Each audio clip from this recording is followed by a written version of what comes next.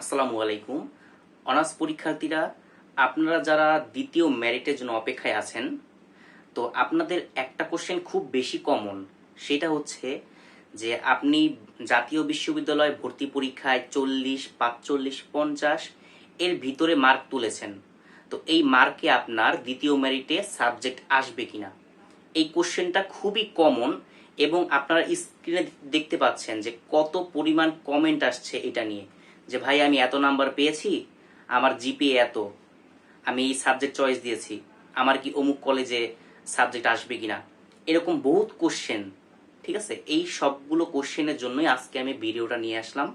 তো ভিডিওটা একটা সেকেন্ড স্কিপ করবেন না, মাত্র 3 মিনিটের ভিডিও হবে। ঠিক আছে, তো সম্পূর্ণ ভিডিওটা দেখবেন।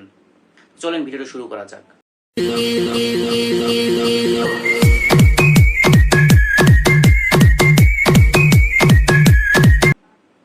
তো আপনাদের কোশ্চেনের অ্যান্সার হচ্ছে হ্যাঁ ভাই, অবশ্যই আপনি সাবজেক্ট পাবেন। ঠিক আছে, আপনি 40 পেয়েছেন, 45 পেয়েছেন, 50 পেয়েছেন, আপনি সাবজেক্ট পাবেন। কিন্তু কিন্তু হচ্ছে আপনি যদি জেলা ভিত্তিক বা বিভাগীয় ভিত্তিক ভালো ভালো কলেজে আবেদন করে থাকেন, তাহলে হয়তো দ্বিতীয় মেরিটে আপনার সাবজেক্ট নাও আসতে পারে। ঠিক আছে, কিন্তু ধৈর্য হারাবেন না, কোনো কষ্ট পাবেন না। আপনার রেজাল্ট ভালো, আপনি পাস করছেন, সমস্যা নেই। আপনি দ্বিতীয় মেরিটে চান্স না পেলেও আপনি রিলিজ স্লিপে কিন্তু 5টা কলেজ আবেদন করতে পারতেছেন। ওই 5টা কলেজ একটু ভেবে চিনতে, একটু বুঝে শুনে দিবেন, তাহলে আপনি অনায়াসে আপনার সাবজেক্ট পেয়ে যাবেন। কিন্তু আপনার কাঙ্ক্ষিত কলেজটা নাও পেতে পারেন। ঠিক আছে, কলেজ কলেজ হচ্ছে আপনার আপনার বেছে বেছে আপনি ভেবে চিনতে। আমি অবশ্য ভিডিও দিব আপনি কিরকম কলেজ আবেদন করবেন, এটা রিলিজ স্লিপের আগে আমি অবশ্যই আপনাদের ভালো ভালো কলেজের নামগুলো বলে দিব এবং গাইডলাইন, প্রপার গাইডলাইন দিয়ে দিব, ওইটা রিলিজ স্লিপের আগে। বাট আপাতত দ্বিতীয় মেরিটের কথা বলছি। যারা 40, 45 পেয়েছেন, তারা যারা ভালো কলেজে আবেদন করেছেন, তারা কিন্তু ভাইয়া দ্বিতীয় মেরিটে চান্স নাও পেতে পারেন। কারণ 40, 45টা অ্যাভারেজ, এটা সবাই পেয়ে থাকে। ঠিক আছে, তো এটা কিন্তু ভালো ভালো কলেজ নেয় না। ভালো ভালো কলেজ হচ্ছে আপনার 50+ এবং 60 হলে তো আরো ভালো। অনেকে আবার 60 পেয়েও কিন্তু চান্স পায় নাই। ঠিক আছে, তো এটা আপনাদেরই বুঝ, আপনারা যেটা ভালো বুঝেন। ঠিক আছে, অবশ্য মন খারাপ করবেন না।